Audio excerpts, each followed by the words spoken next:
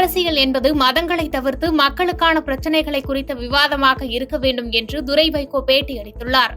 மதுரையில் கட்சி நிர்வாகி இல்ல விழாவில் பங்கேற்பதற்காக மதிமுக முதன்மை செயலாளர் துரை வைகோ சென்னையிலிருந்து விமானம் மூலம் மதுரை வந்தடைந்தார்.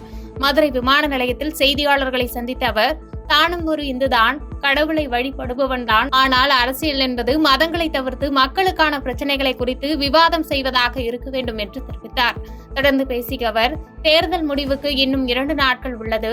இந்தியா கூட்டணி தங்களுடைய விவாதங்களை முன்வைத்தது, பாஜக அவர்கள் விவாதத்தை முன்வைத்தார்கள். மக்களின் முடிவு என்ன என்பது தேர்தலுக்கு பிறகுதான் சொல்ல முடியும் என்று தெரிவித்தார்.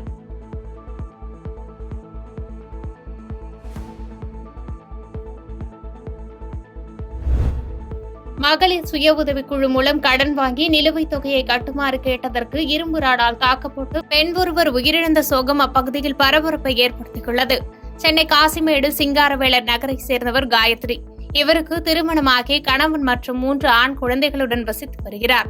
இந்நிலையில் அதே பகுதியைச் சேர்ந்த அஜித்குமார் இவருக்கு மகளிர் சுய உதவிக்குழு மூலம் ரூபாய் 80,000 லோன் வாங்கி தந்ததாகவும் அந்த பணத்தை கடந்த 2 மாதமாக கட்டாமல் ஏமாற்றி வந்ததாக கூறப்படுகிறது. இந்நிலையில் கடந்த 24ஆம் தேதி காயத்ரியை நேரில் சந்தித்து அஜித்குமார் தாக்கியதாக கூறப்படுகிறது.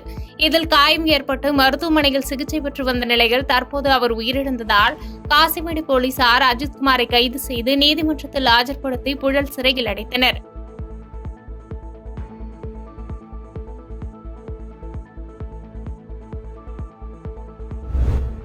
மதுரை வேளாண்மை தொழில் முனைவோர் அமைப்பின் சார்பாக நாட்டின் முதன்முறையாக புவிசார் குறியீடு பெற்ற உற்பத்தி பொருட்களின் கண்காட்சி கன்னியாகுமரி மாவட்டம் நாகர்கோவிலில் 3 நாட்கள் நடத்தப்பட்டு வருகிறது. இந்த நிலையில் தமிழ்நாட்டில் புவிசார் குறியீடு பெற்ற பட்டியலில் தஞ்சை மாவட்டம் முதலிடமும் கன்னியாகுமரி மாவட்டம் 2வது இடமும் பெற்றுள்ளதாக தமிழ்நாடு வேளாண்மை பல்கலைக்கழக இயக்குநர் சோமசுந்தரம் செய்தியாளர்களிடம் தெரிவித்தார். இந்தியாவில் 650 பொருட்களுக்கும் தமிழகத்தில் 70 பொருட்களுக்கும் புவிசார் குறியீடுகள் பெற்றுள்ளன என தெரிவித்த அவர், புவிசார் குறியீடுகள் பெற்றுள்ள பொருட்களுக்கு பொதுமக்கள் மத்தியில் நல்ல வரவேற்பும் கிடைத்துள்ளதாக தெரிவித்தார். 3 நாட்கள் நம்ம புவிசார் குறியீடு பெற்ற பொருட்களுக்கான ஒரு கருத்தரங்கும் ஒரு செயல் விளக்கம் கண்காட்சி இன்றைக்கி ஏற்பாடு செய்யப்பட்டிருக்கிறது. வெள்ளி சனி ஞாயிறில் இது நடைபெறுகிறது. மதுரையில் இதனுடைய ஃபஸ்ட் எடிஷன் நடந்துச்சு. ரொம்ப வெற்றிகரமாக இருந்தது. இதனுடைய நோக்கம் என்னென்னு கேட்டிங்கன்னா, நம்மளுடைய பாரம்பரியம், நம்மளுடைய கலாச்சாரம், நம்ம மண்ணினுடைய மனம், இது எல்லாத்தையும் பொதுமக்கள் புரிந்து கொண்டு அதிலேருந்து வரக்கூடிய வேளாண் விளைபொருட்கள், நம்மளுடைய ரொம்ப போற்றத்தக்க கலைஞர்கள்லாம் இருக்காங்க, கைவினைப் பொருட்கள் செய்யக்கூடிய கலைஞர்கள்.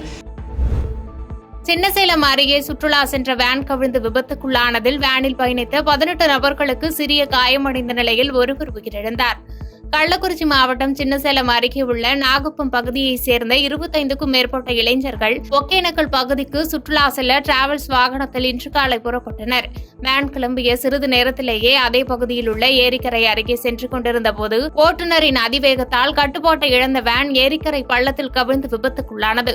உள்ளே சிக்கியவர்களை அக்கம்பக்கத்தினர் மீட்டனர். 18 நபர்கள் காயத்துடனும் ஒருவர் உயிரிழந்த நிலையும் 108 ஆம்புலன்ஸ் மூலம் கள்ளக்குறிச்சி மருத்துவக் கல்லூரி மருத்துவமனைக்கு அனுப்பி வைத்தனர்.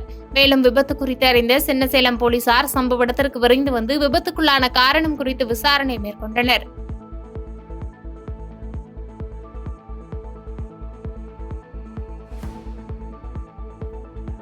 பாதகம் செய்பவரை கண்டால் நாம் பயங்கொள்ளலாகாது பாப்பா, மோதி மிதித்து விடு பாப்பா, அவர் முகத்தில் உமிழ்ந்து விடு பாப்பா. அண்மை செய்திகளை உடனுக்குடன் தெரிந்து கொள்ள இணைந்திருங்கள் இயம்நாடு தொலைக்காட்சியுடன்.